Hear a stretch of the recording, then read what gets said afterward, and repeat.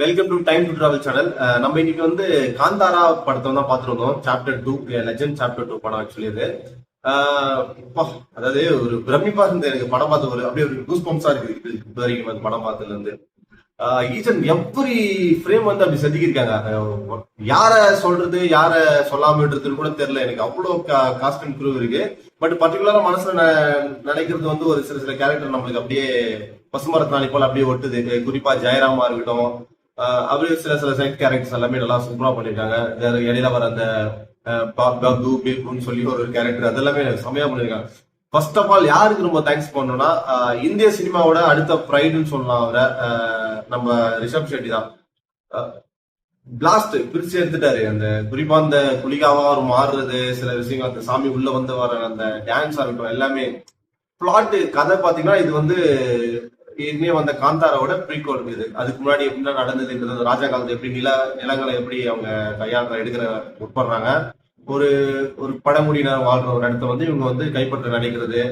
ஈஸ்வர பூந்தோட்டம்ன்ற ஒரு இடம் இருக்கு, அதை கைப்பற்ற நினைக்கிறாங்க. அதுல இருந்து என்ன விளைவுகள் இவங்க சந்திக்கிறாங்கன்றது அந்த கதை இது.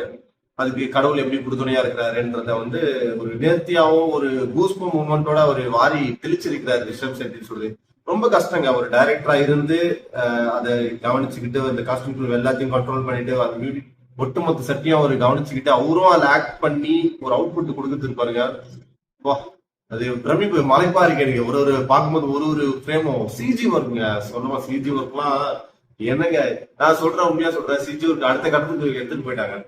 குறிப்பா அந்த புலி குதிரை வர்றது, குதிரை எல்லாம் தெரியல, மேல ஒரு குதிரையை ஓட விட்டாங்களா அப்படின்ற மாதிரிதான் தோணுச்சு. குதிரை புலி அந்த கடைசியா வர அந்த பிரம்மராட்சசம் மட்டும் கொஞ்சம் தெரிஞ்சது. பட் ஓகே, நம்மளோட டெக்னாலஜி வந்து இதெல்லாம் இமாலய சாதனை மாதிரி தான் எனக்கு தோணுது. குறிப்பா ஒண்ணு சொல்றேங்க, இந்த தமிழ் சினிமா வந்து நான் குறை சொல்லணும்னு சொல்றேன். நான் ஒரு தமிழனா இருந்துட்டு குறை சொல்லணும் நான் விரும்பல, இருந்தாலும் குறை சொல்லுவேன்.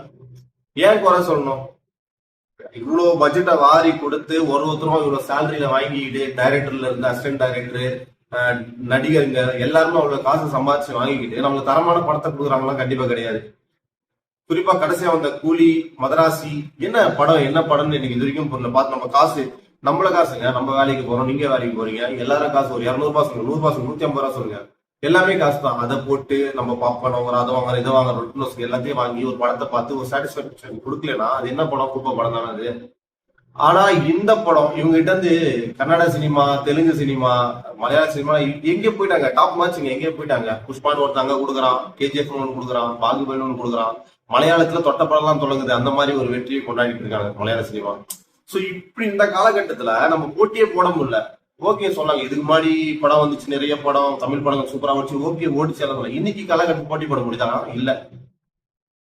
இதெல்லாம் நம்ம நிவர்த்தி பண்ணணும். தமிழ் சினிமா அடுத்த கட்டத்துக்கு போகணும் தான் என்னோட வேண்டுகோள். இங்க இருக்கிற நடிகர்கள் வந்து அவங்களோட சம்பளத்தை குறைச்சிக்கிட்டு முழுக்க படத்துல கான்சன்ட்ரேஷன் பண்ணி அதுல ஒரு இன்புட்டை போட்டு ரிசல்ட்டை கொடுத்தாங்கன்னா நல்லா இருக்கும். ஏன்னா ஒருத்தர் அவரோட கோடியில சம்பாதிச்சுட்டு போறாங்க ஒருத்தே இல்லாம. அதனால எனக்கு கொஞ்சம் மிக வருத்தமா இருக்குது. வாங்க காந்தாரா கூட வருவோம். காந்தாரா எப்படிப்பட்ட படம்? 200 ரூபாய்க்கு ஒருத்தான படங்க. நீ கொடுக்குற காசுக்கு மன நிறைவா பார்த்துட்டு மன நிறைவா வெளியே வரலாம். அப்படி ஒரு படம், பிரமிப்பான ஒரு படம். பாகுபலியை பாகுபலி பீட் பண்ணாங்களானா கிடையாது, பாகுபலிய பீட் பண்றதுக்கான ஒரு படம் இந்த படம். அந்த மாதிரி ஒரு ஜானர்ல இருக்குது. ரிஷப் செட்டி ஒட்டுமொத்த படத்தையும் தூக்கி சுமக்கிறாரு ரிஷப் செட்டி. அவருக்கு வாழ்த்துக்கள், இந்த கட்டத்துல வாழ்த்துக்கள் சொல்லி ஆகணும்.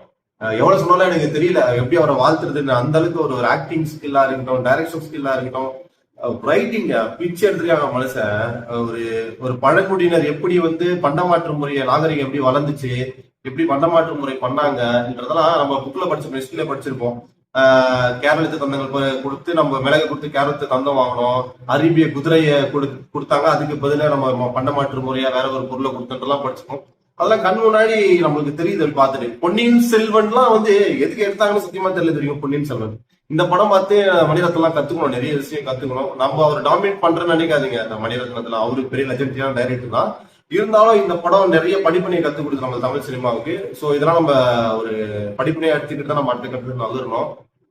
உண்மையா சொல்ல போனா ஈச் அண்ட் எவரி, இந்த கௌதமி வாசன் சொல்லி அவங்க ஹீரோயின் ஒரு கேரக்டர் பண்ணிருக்காங்க. எல்லாமே இங்க ட்விஸ்ட் மேல ட்விஸ்ட் வைக்கிறாங்க. நல்லா இருக்கு, கண்ணே சிமிட்ட முடியல, அப்படியே பாத்துட்டு இருந்தேன். அப்படியே கூஸ் பம்ப்ஸ் எல்லாம் உண்மையாவே இப்ப வரைக்கும் கூட கூஸ் பம்ப்ஸா இருக்கு பாருங்க லைட்டா சொல்லும் போது எனக்கு அந்த மாதிரி இருந்தது. பெஸ்ட்டுங்க. ஒட்டுமொத்த கேஸ்ட் அண்ட் குரூவுக்கு வாழ்த்துக்கள். அப்புறம் டைரக்டருக்கு பெரிய வாழ்த்துக்கள். அவர் இதே மாதிரி நிறைய படங்கள் பண்ணணும். காந்தாரா அடுத்த பார்ட் இருக்குன்னு போட்டு சாப்டர் 2 வருது. அதுலயும் நிறைய அவன் பணிபுரியணும். உண்மையாலே எனக்கு என்ன சொல்றதுன்னு தெரியல. அடுத்து இப்படி ஒரு படத்தை கொடுத்துட்டு இவ்வளவு சிம்பிளிசிட்டியா இருக்காங்க எல்லாருமே கன்னட சினிமால. ஒரு ப்ரொமோஷன் கூட ஆக்சுவலி இந்த கரூர் மக்களுக்கு ப்ரொமோஷன் தள்ளி வச்சாரு, இங்க வேணாம்னு சொல்லி முடிவு பண்ணாங்க கடைசி டைம்ல. அதெல்லாம் வரவேற்கத்தக்கது. இதுவா நம்ம தமிழ் சினிமா வந்தா கண்டிப்பா ஒரு ஆடியன்ஸ் வச்சு அதை கொண்டாடி தீர்த்து ஓடாத படத்தை விளம்பரம் பண்ணி நம்மளை பார்க்க வச்சு நம்மளை வற்புறுத்தி வன்முறை பண்ணிருப்பானுங்க இவனுங்க. அதெல்லாம் எதுவும் பண்ணாம ஆறாவாரம் இல்லாம வந்து அசாத்திய ஒரு எப்படி சொல்றது இமாலய வெற்றிய இந்த படம் பெற்றிருக்கு. அவங்களுடைய வாழ்த்துக்கள். குறிப்பா அந்த ராஜா கேரக்டர் ஒருத்தர் வராரு, ஜெயராமோட பையன் குலசேகரன் சொல்லிட்டு ஒரு அரச கேரக்டர் ஒருத்தர் பண்ணியிருக்காரு. பட் அவர் பேர் எனக்கு தெரியல. டேம் கியூட்னுங்க அவரு. அப்படி ஒரு காமெடி சென்ஸா இருக்கட்டும், ஒரு ராஜாக்கா உரியதான ஒரு ஒரு காமெடி சென்ஸோட சூப்பரா பண்ணியிருந்தாரு அவரு. என்ன இதுல மைனஸ் பார்த்தா எனக்கு சொல்றதுக்கு மைனஸ் ஒண்ணும் தெரியலங்க. ஃபர்ஸ்ட் எடுத்தோடனே இன்ட்ரோல ஒரு பேக்ரவுண்ட் வாய்ஸ் ஒன்று வருது. அதை கொஞ்சம் வந்து ரொம்ப சென்டர் வாய்ஸ் கொடுக்காம சரௌண்டிங்ல கொடுத்தனால ஒரு மாதிரி கேட்கல அது என்ன சொல்ல வராங்கன்னு சொல்லிட்டு. மேபி அது தேட்டரோட டிபெண்ட்ஸ் ஆஃப் தேட்டரா இருக்கும்னு நினைக்கிறேன். மேபி அது மட்டும் கொஞ்சம் நல்லா பண்ணிருக்கலாம். மற்றபடி அது குறையன்னு சொல்ல வரல, டெக்னிக்கல் இஷ்யூ லைட்டா இருந்தது, அது மட்டும் கொஞ்சம் ஒரு மாதிரி இருந்தது. மற்றபடி படம் டாப் நாச்சுங்க. அது என்னங்க சொல்றது, கடைசியான கிளைமேக்ஸ் ஃபைட்லாம் வந்து கண்டிப்பா இருக்கு. எப்படிதான் ஒரு ஒரு ஒரு டைரக்டர் ஒரு நடிகனா மாதிரி இப்படி நடிப்பானான்றதுக்கு ரிஷப் ஷெட்டி ஒரு உதாரணங்க. பேசுறது தெரியல எனக்கு, அந்த அளவுக்கு ஒரு மலைப்பா இருக்குது இந்த படத்தை பத்தி. பேசிட்டே இருக்கணும் பார்த்தது. நான் படம் பார்த்துட்டு வந்த உடனே என் ஃப்ரெண்ட்ஸ் எல்லாம் ஒருத்தவங்களும் இல்ல கூட்டு கூட பேசி நிறைய படத்தை பாருங்க சூப்பரா இருக்கா, திரும்பி புக் பண்ணுங்க போலாம் அப்படின்ற அளவுக்கு நான் பேசிட்டு இருந்தேன். ஒரு நல்ல படம். கண்டிப்பா எல்லாரும் தேட்டர்ல போய் பாருங்க. Best watch, worth movie. கண்டிப்பா பாருங்க. ரிஷப் ஷெட்டிக்கு நன்றி.